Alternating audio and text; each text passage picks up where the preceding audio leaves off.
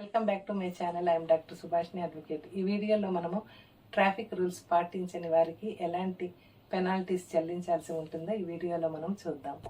New motor vehicle act 2019 గత 30 సంవత్సరాలుగా అమల్లో ఉన్న వాహన చట్టాన్ని మార్పు చేస్తూ క్రొత్త చట్టం ఇండియన్ గవర్నమెంట్ 2019 సెప్టెంబర్ 1న అమల్లోకి తీసుకొచ్చింది.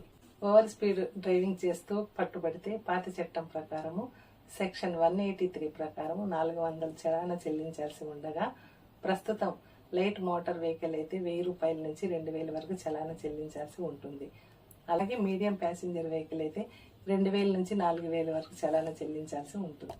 డ్రైవింగ్ లైసెన్స్ డిస్క్వాలిఫై అయినా కూడా వాహనాన్ని డ్రైవ్ చేస్తూ పట్టుబడితే పాత చట్టం ప్రకారం సెక్షన్ 182 ప్రకారము 500 చలానా చెల్లించాల్సి ఉండగా, ప్రస్తుతం న్యూ మోటార్ వెహికల్ యాక్ట్ ప్రకారము 10,000 వరకు చలానా చెల్లించాల్సి ఉంటుంది.